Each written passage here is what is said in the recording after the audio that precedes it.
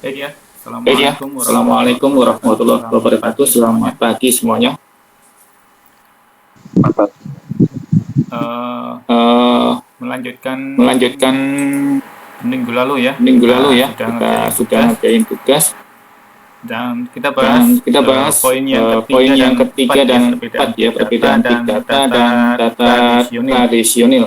Setelah sebelumnya Setelah kita sudah sebelumnya kita bahas sudah mengenai bahas mengenai definisi big definisi data big dan data dan karakteristik karakteristik big data. big data. Ya, Ya, perbedaan perbedaan big big data dan data dan data data tradisional. tradisional ya. Kita Kita tahu tahu seperti yang seperti yang kita kita pelajari minggu pelajari lalu, minggu lalu, ada ada volume volume jumlah. jumlah ya. Dengan kita Dengan sudah kita belajar sudah itu, belajar kita itu, kita paham, paham, big oh, data big data itu itu gede gede datanya. datanya Kalau ya. Kalau data data tradisional tradisional itu itu ya ya DBMS ya. DBMS ya. Bisa gede Bisa gede juga, cuma juga, ya cuma gedenya ya nggak gedenya sampai nggak sampai gede-gede banget gede-gede gitu ya. banget gitu ya. Masih Masih gedean ini, gedean ini. gedean big Gedean big data. data. Capaiannya Capaiannya bisa bisa terabyte, terabyte, bisa bisa petabyte ya, petabyte ya, atau bahkan atau lebih bahkan ya, lebih ya, yang yang dihasilkan dihasilkan dari dari banyak banyak sumber ya, sumber ya, antara lain antara lain dari media dari media sosial, sosial, dari dari sensor sensor IoT IoT yang yang dikirimkan dikirimkan melalui perangkat melalui keras perangkat ya, keras ya. kemudian ada Kemudian ada transaksi bisnis, transaksi bisnis, semuanya digabung di situ digabung di situ jadi satu. jadi satu. Ada yang Ada yang terstruktur dan terstruktur tidak dan tidak terstruktur, nah ini terstruktur. Nah, ini jenisnya ya. jenisnya ya. Ada yang Ada yang terstruktur dan tidak terstruktur dan struktur. tidak Kalau struktur. di Kalau di tradisional, tradisional, datanya datanya hanya hanya berasal berasal dari dari transaksi, transaksi, biasanya biasanya aplikasi aplikasi spesifik gitu ya. spesifik ya. Kemudian jenisnya Kemudian juga jenisnya juga dari dari database database transaksi, transaksi, terstruktur banget gitu terstruktur ya. banget gitu ya.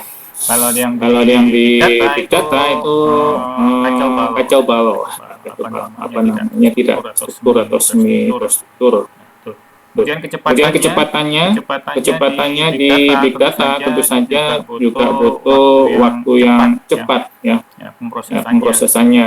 Ini Ini menggunakan menggunakan teknologi Hadoop. teknologi Kalau Hadoop. Kalau di tradisional, tradisional seperti yang kita seperti yang kita ketahui, mungkin ketahui, kita mungkin kita pakai pakai MySQL gitu ya, MySQL gitu pakai ya, pakai Excel gitu ya. Excel gitu ya. Nah, kalau di Nah, kalau di sini dia sini dia menggunakan menggunakan Apache Hadoop Apache Hadoop atau Apache atau Apache Spark atau Spark Apache atau Apache Hive. Hive.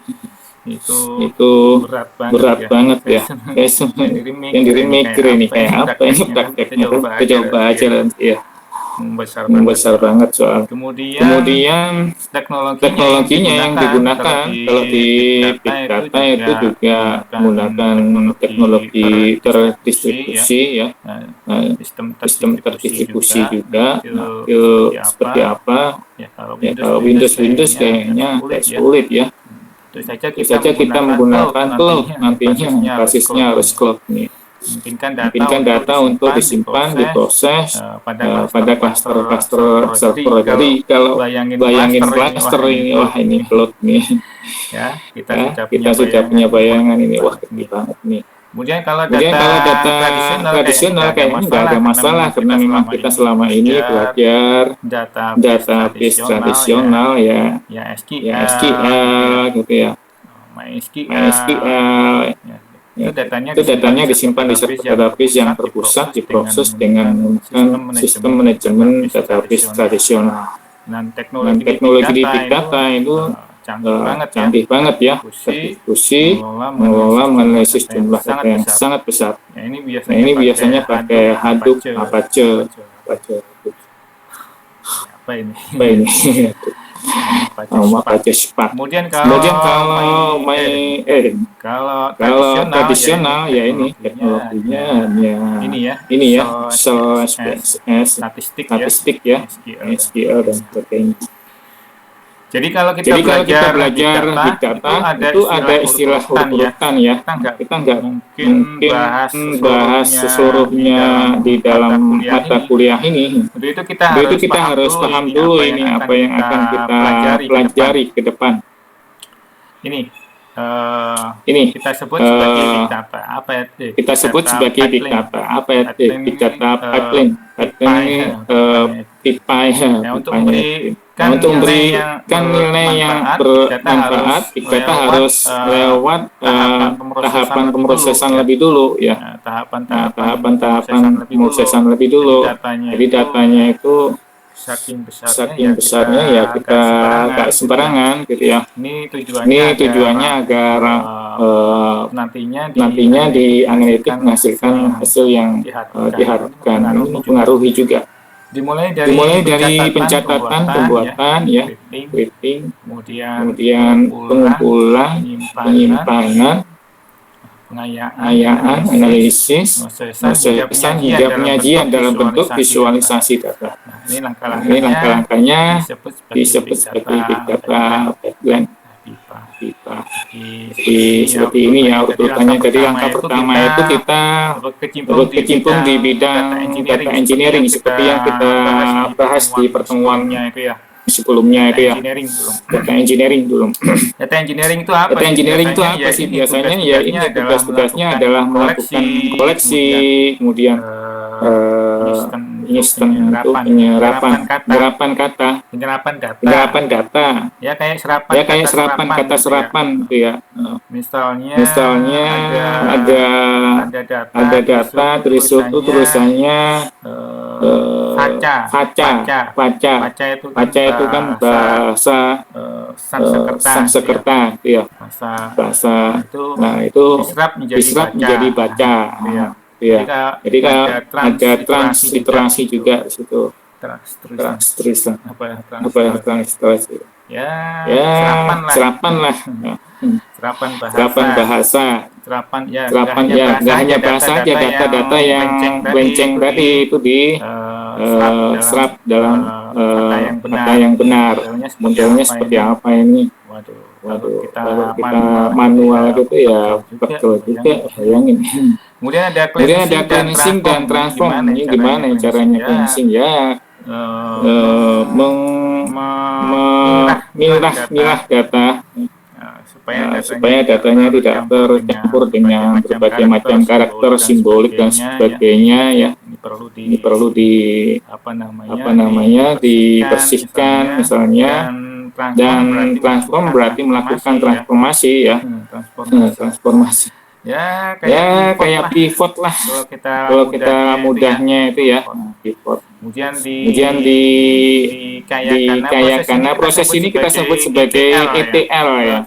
Di pelajaran membahas data warehousing ya, data warehousing. Nah, ini memang data engineer itu tugasnya ya data warehousing tadi. Ini tugas-tugasnya seperti ini. Nah, itu dia melakukan ETL. Proses ETL itu extract, transform, load. Ekstrak.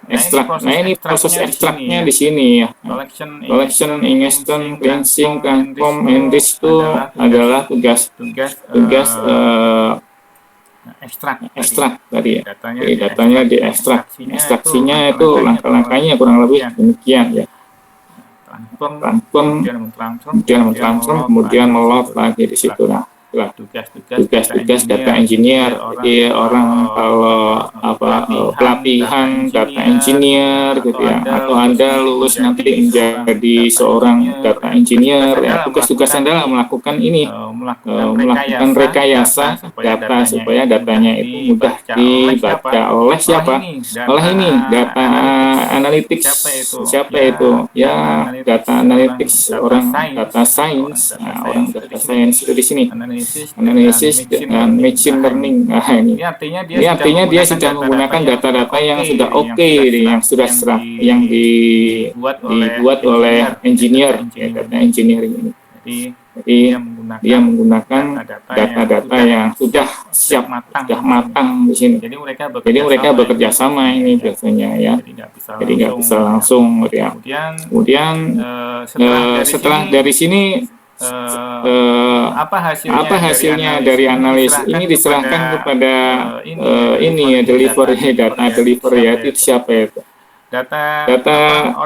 Orang yang ahli di bidang visualisasi data. Ini apalagi visualisasi. Terus terang kalau di sini data analitik itu visualisasi datanya itu kurang yahut. garing gitu ya, garis-garis gitu ya. kok gitu ya. Kok Kok kurang sip lah, kurang bisa dibaca oleh orang umum, orang awam. Nah, tujuannya adalah nanti dibuat data itu bisa dibaca oleh siapa, orang pada umumnya ya. Jadi siapa ini orang yang ahli ini? Orang yang ahli ini biasanya orang yang menyajikan data, orang statistik ya. Orang informatika juga, orang matematika, statistik. Ini penting banget. Termasuk programmer juga ini juga akan berkaitan di sini ya. Nanti kita lihat lah contoh implementasinya gitu ya. Ini penting banget kita mempelajari data. Big datanya di mana dong? Ini semua ini big data. Data big datanya ini diproses melalui berbagai macam keilmuan. Melalui berbagai macam keilmuan. Pertama adalah ini ya, data warehousing, data engineering, analitik, dan statistik, atau data science gitu ya. Nah, data engineering, tadi sudah disebutkan, saya sebutkan ya. Data engineering itu tercakup di dalamnya data collection. Mengoleksi data. Mengoleksi data ini bukan perkara mudah ya. Nanti ada tugas kepada Anda untuk mengoleksi data. Tugas-tugasnya. Banyak ini tugas-tugasnya, lumayan ya.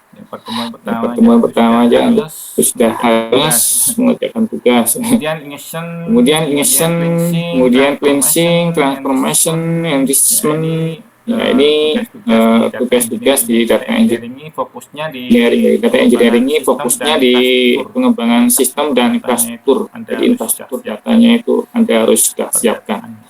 Perdataan, tapi termasuk perangkat teknologinya gitu ya.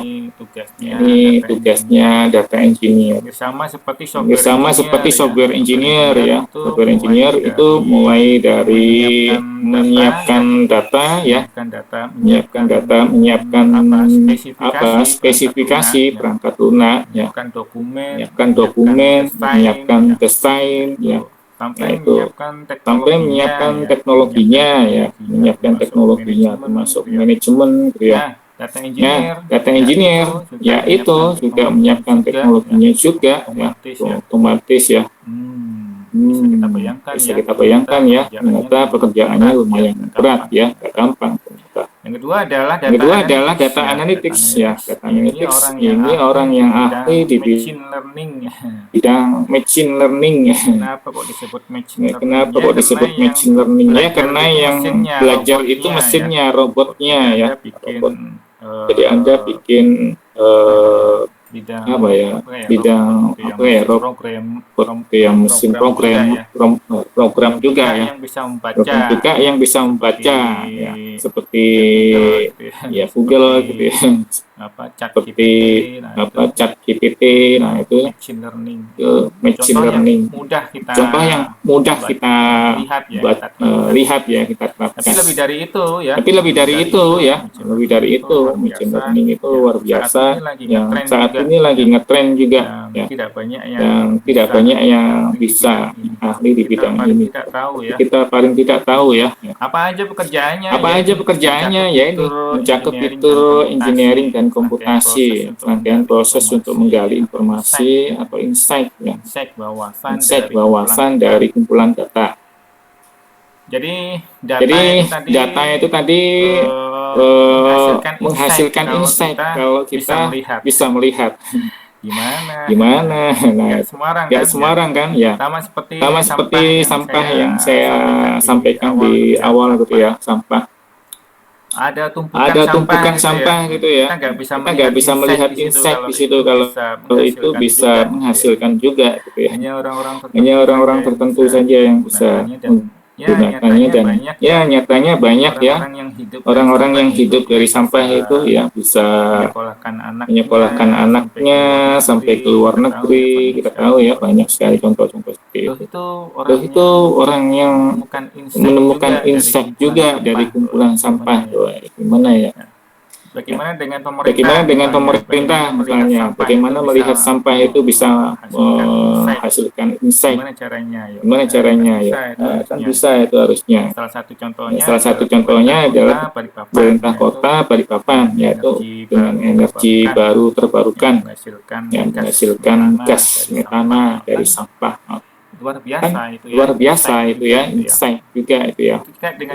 Terkait dengan kumpulan data yang ngumpul banyak tadi, kalau tidak digunakan ya jadi sampah juga, sampah yang tidak ada artinya. Bagaimana dengan orang engineer? Hasilnya seperti apa insight-nya? Nah, nanti kita lihat ya, informasi tersebut dapat berupa pola gitu ya, bisa korelasi, bisa tren dan lain sebagainya. Ya, pola-pola itu seperti apa sih Pak? Kebetulan pola itu ya seperti kalau orang tukang jahit gitu ya, mau bikin baju gitu ya, bajunya itu kan biasanya sudah ada polanya. Baju apa? Misalnya kaos polo misalnya. Nah, itu sudah ada ukurannya, sudah ada polanya. Tinggal polanya itu naik terapkan. Kurang lebih gambaran pola itu seperti itulah, kayak template gitu.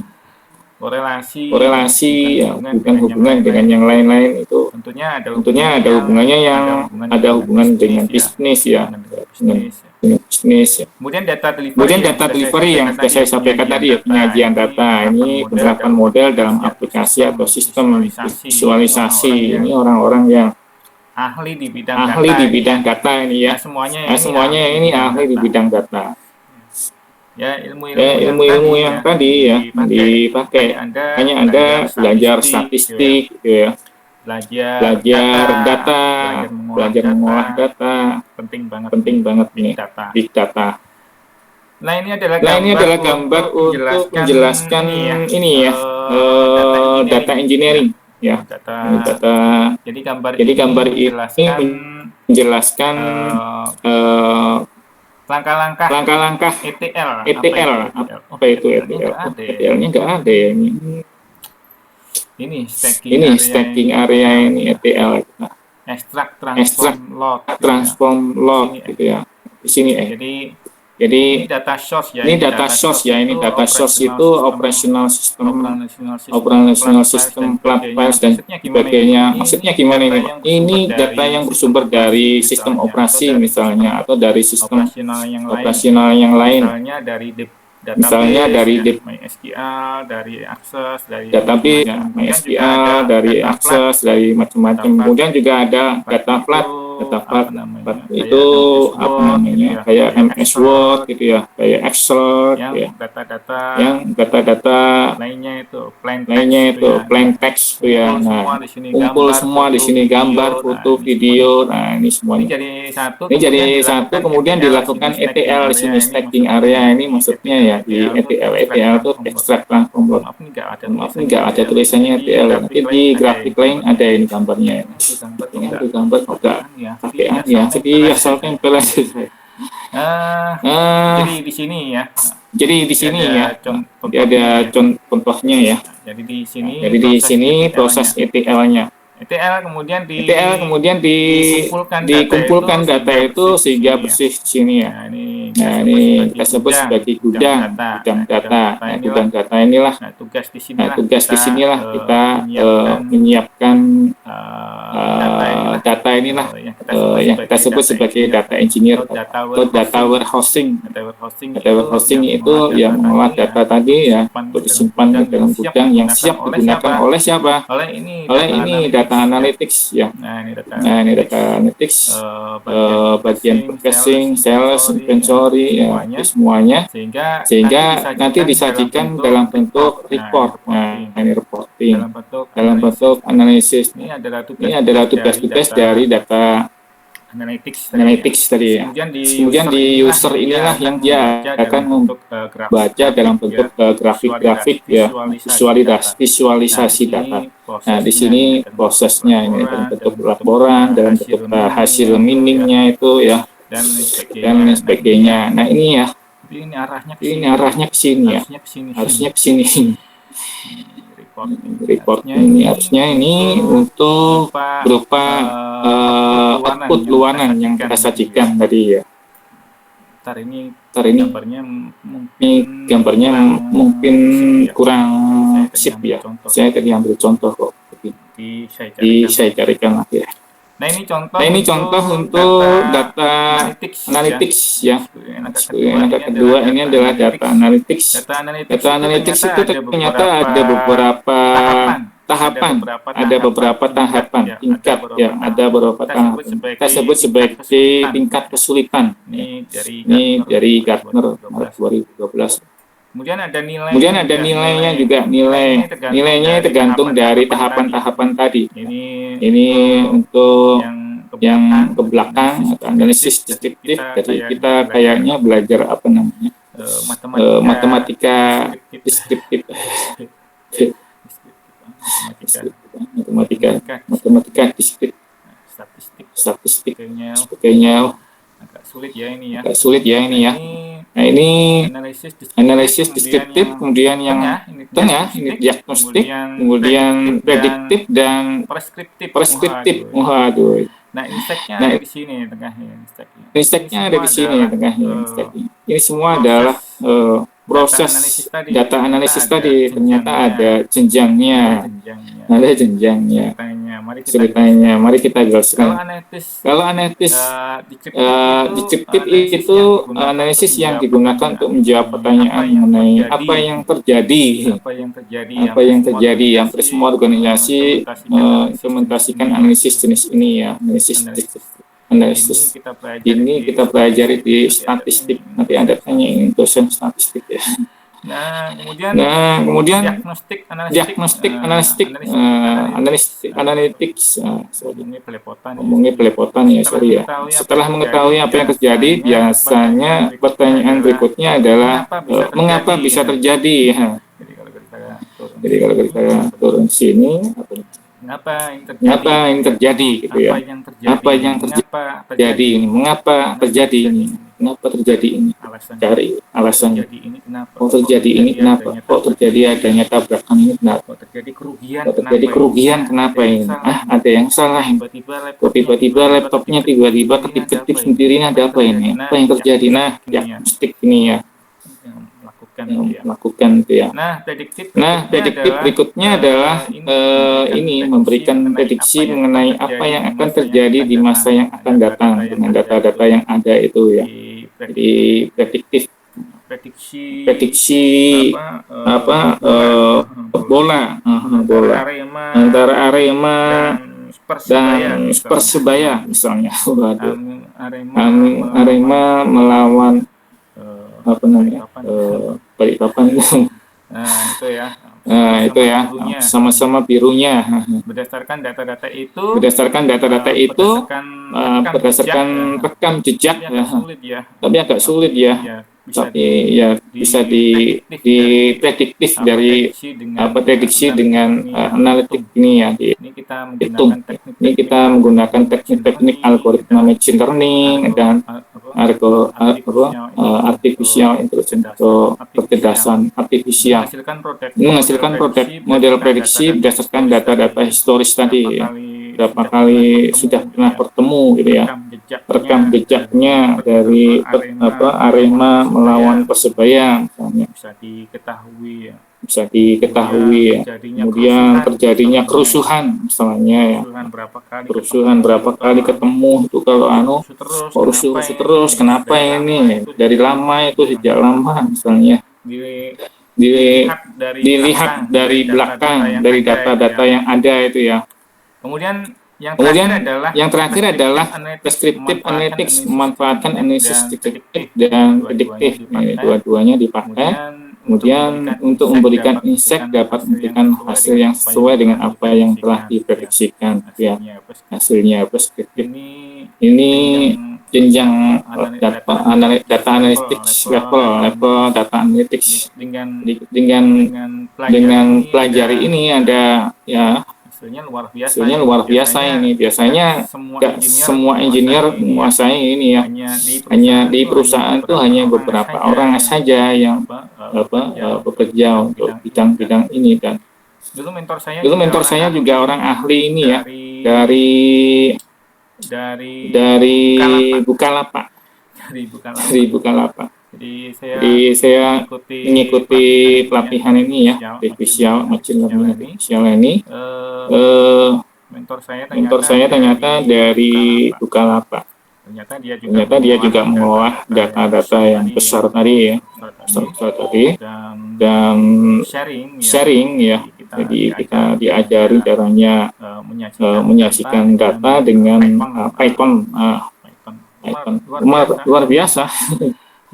Luar biasa. Kemudian dia jadi dosen sekarang ya, dosen di UGM. Nah, itu salah satu ilmu ya. Ini hanya dasarnya saja ya, kita di awal-awal ini hanya pengantarnya saja. Nanti sudah mengenal pengantarnya, kita masuk ke dalam-dalam.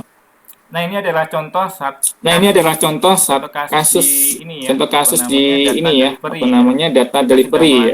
Kita sedang melangkah di penyajian data. Penyajian datanya seperti kurang lebih seperti ini ya. Ini di OJK, ini OJK Indonesia Banking Statistik ya, ini showcase of data visualisasi ya, kecerdasan bisnisnya. Ini berupa grafik-grafik ya, ada grafik garis gitu, kemudian ada grafik batang gitu ya, kemudian ada pie, grafik batang. Grafik ini hanya bisa dibaca oleh ahlinya ya. Kalau kita sebagai nggak ahli ya nggak bisa baca, ini hanya gambar aja. Nah, biasanya kalau kita bikin dashboard di aplikasi, nah dashboard kita itu sudah menunjukkan beberapa data yang menunjukkan kita bisa mengetahui bagaimana dibalik itu semua ya. Dibalik itu semua. Nanti saya tunjukkan dashboardnya punyanya Universitas Mulia. Jangan ya. Hasima. Nah, ini adalah dashboard untuk jumlah kasus penyakit di Indonesia. Nah, ini kita bisa lihat menggunakan Tableau ya. Nah, ini Anda belajar Tableau ini statistik. Jadi menyajikan gambar-gambar seperti ini ya. Gambar-gambarnya kita bisa lihat di link ini ya. Kita coba ya. Kita coba biar punya bayangan. Itu tadi saya sudah klik ya. Nah, ini ya. Ini linknya. Jadi kalau kita lihat di sini, dulu.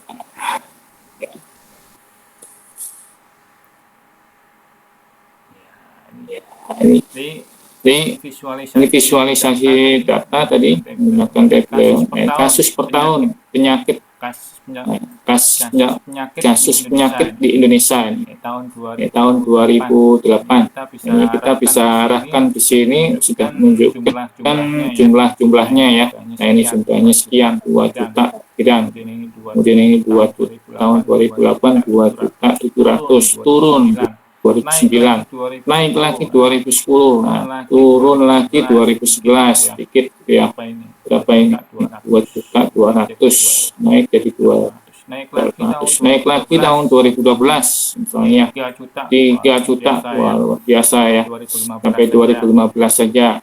Kita spesifik lagi di Kalimantan Timur. Kita lihat di sini spesifik Kalimantan Timur. Bagaimana presentasi penyakit di Kalimantan Timur? Wah, banyak juga ini. Tertinggi adalah malaria. Ya, malaria. Kemudian ini ada DBD. DBD lumayan tinggi ya, 16%. Malaria, wah luar biasa, 58, hampir 60% ya. Kemudian pneumonia, penyakit darah ini. Ini 12.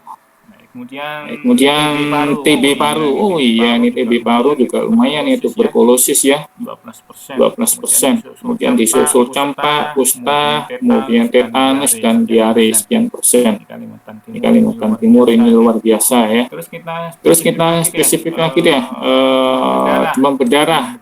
Demam berdarah itu tahun 2007, oh 100%. Ini ya, per kasus ini ya. Nah, ini tahun 2015, jadi 2007 sampai 2015. Nah, ini Ini terjadi 1400 tahun 2011. Saya sendiri kena DP itu tahun 2015. Oh iya, ini naik ya 2016 ini 6.400. Nah ini ya, ternyata jumlahnya tinggi DP ya di Kalimantan Timur. Ini kita bisa report dalam bentuk PDF ya, bisa report dalam bentuk Excel gitu ya, PPT, presentasi, luar biasa ya. Desainnya adalah konsultan ini ya, bagus.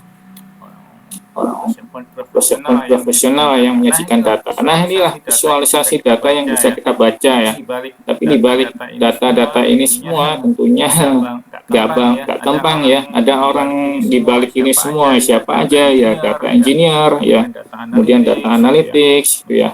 Mereka bekerja sama menyajikan data ini dan diserahkan kepada pihak ini, kemudian ditampilkan dalam bentuk visualisasi data yang mudah dibaca oleh pengguna akhir. Ini ya profesi kita, manajemen big data. Dan dengan demikian bisa paham ya. Kita lanjutkan lagi. Nah ini adalah yang sering kita temukan sumber lain ya di Open Data Jabar Prof ya, Provinsi Jawa Barat. Open Data ini di sini ada disajikan Apa namanya? Infografik ya, infografik transaksi digital jadi jalan pintas selamatkan UMKM Jabar. Nah ini dia transaksi digital triwulan 1 2021 ini masih baru ya, meningkat 21%. Nah ini saya belum temukan yang di Kalimantan Timur ini. Nah, dengan jumlah transaksi sekian, wah 250 juta ini Bank Indonesia Mei 2021. Ya. Transaksi e-commerce di Indonesia 2019 lawan 2021. Wah, jadi ada peningkatan nih ya jumlahnya ya. Bagaimana di e-commerce Jawa Barat ternyata ada peningkatan sebesar 52% nih masuk COVID ya. Seperti apa kondisinya, dan dengan demikian kita sudah bisa membaca ini ya, dengan adanya infografik seperti ini ya, kita bisa membaca. Kita kan awam, kita kan masih baru ini ya. Masih baru dan awam, tentunya dengan melihat ini ke depan Anda juga diharapkan mampulah ya membuat ini. Nah, tentu saja kalau ngikutin kuliah ini saja ya saya rasa masih kurang ya. Anda perlu perdalam lagi ya dengan menguasai teknologinya tadi. Kalau seperti teknologi ini ya kita kuasai menggunakan Tableau tadi ya. Selain itu juga ada lagi yang lain ya. Programnya apa ya? Udah hafal. Banyak banget gitu ya. Tantangan di data ke depan. Nah, ini tantangan ke depan itu skalanya semakin besar. Nah, ke depan volume data yang dihasilkan juga makin besar. Ya, namanya jumlah penduduk juga makin bertambah ya. Gak seperti zaman bahula dulu ya, zaman Nabi Adam hanya 2 orang.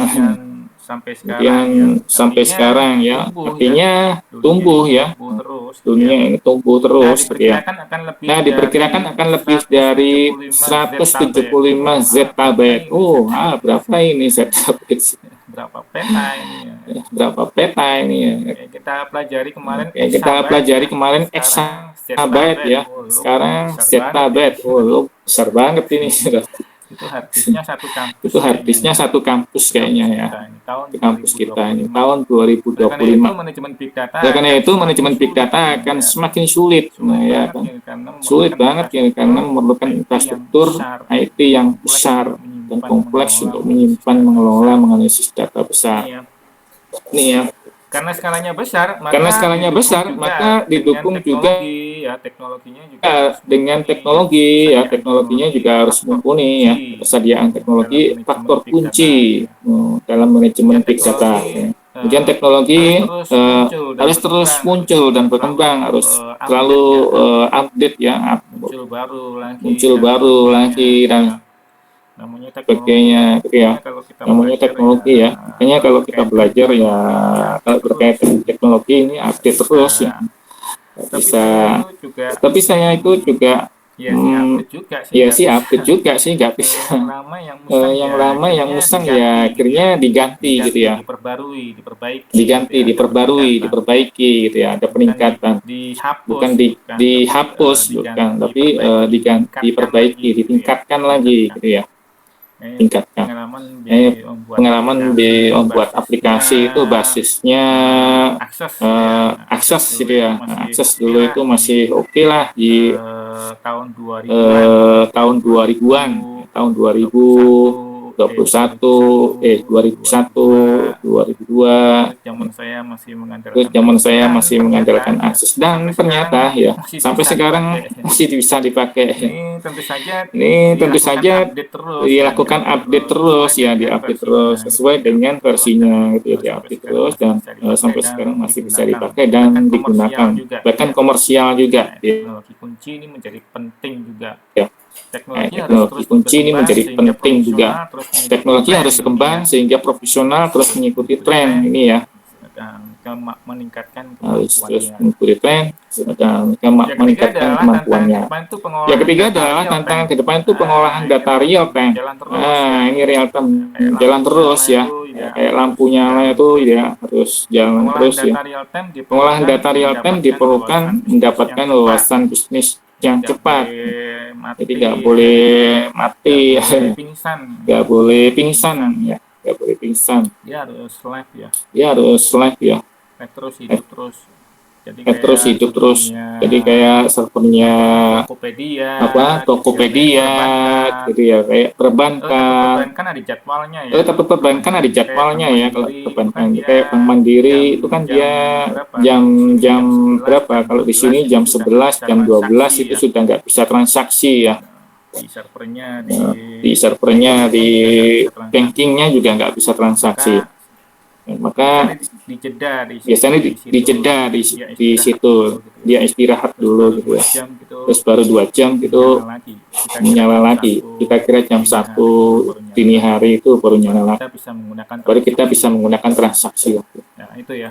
Nah, itu ya. Ini memerlukan sistem Ini memerlukan sistem mengumpulkan, menyimpan, menganalisis data secara real time tadi ya, nggak boleh hilang seperti ini. Kemudian keamanan Kemudian data keamanan data seperti yang telah disebutkan sebelumnya, keamanan data penting seiring volume yang makin besar, jumlahnya makin besar.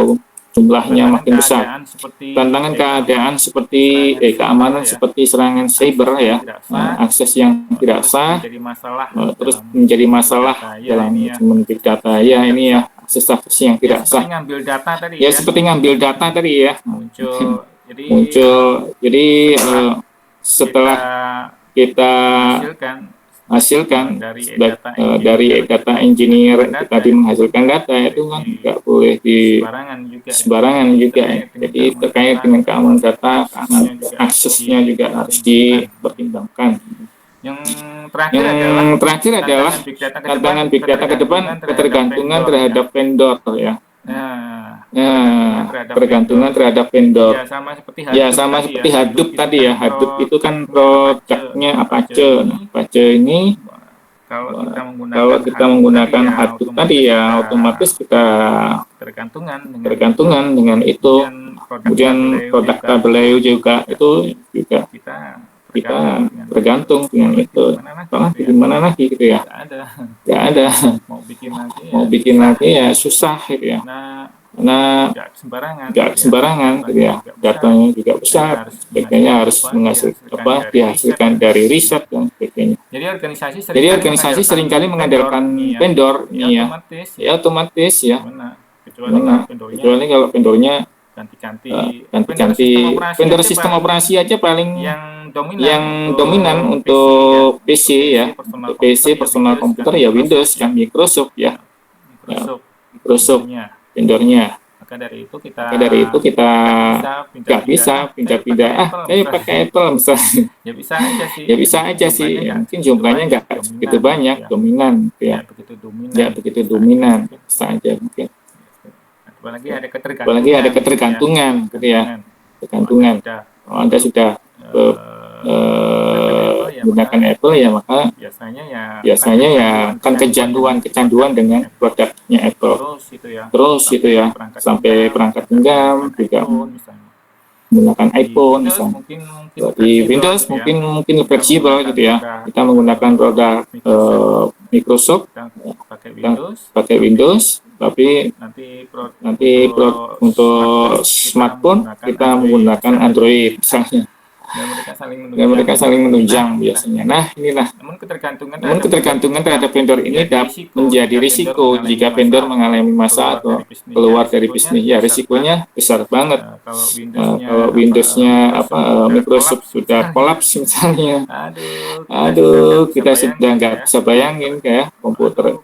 Aduh, kayak apa dong Windows-nya ini gitu ya. Karena itu ya kita harus siap ya.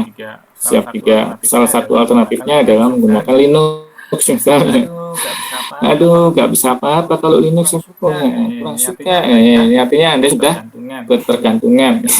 Pindah ke lain hati. Nggak bisa pindah ke lain hati. Mungkin itu yang bisa sampaikan di pertemuan ini ya. Kita nggak lama-lama ya. Semuanya simpel aja. Yang penting udah ngerti ya. Kemudian minggu depan insya Allah kita akan selenggarakan kuis ya. Siap-siap aja ya kuisnya di Lentera.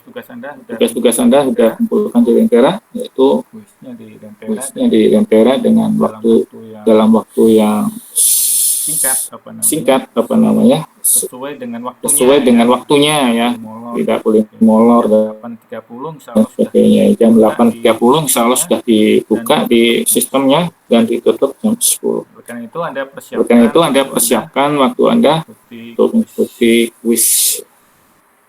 Dari sini ada yang ditanyakan, Mas Mbak. Dengan demikian kita sudah punya bayangan ya, dengan ke depan itu mau apa. Jadi yang kita pelajari nanti sesuai dengan pipeline-nya ini ya, pipeline-nya ini sebenarnya kita mungkin masuk di sini ya, Mas Mbak manajemennya. Jadi ya collection seperti yang sudah saya sampaikan di awal ya, kita warehousing ya. Masa langsung ke sini kan nggak mungkin, kita nggak punya dasar ke sini. Boleh. Dari situ ada yang ditanyakan Mas. Apa? Tanyanya jangan sulit ya. Tidak bisa jawab. Halo. Memperhatikan nggak ini orang-orang? Nyimak nggak? Jangan-jangan saya ngomong sendiri ini. Jangan sampai saya ngomong sendiri ini. Ada Pak, ada. Hadir Pak. Baik, kalau tidak ada pertanyaan berikutnya, saya akhiri kuliah sampai di sini ya. Pertamanya insya Allah saya sampaikan di YouTube atau di Lentera, insya Allah. Menyusul ya. Oke.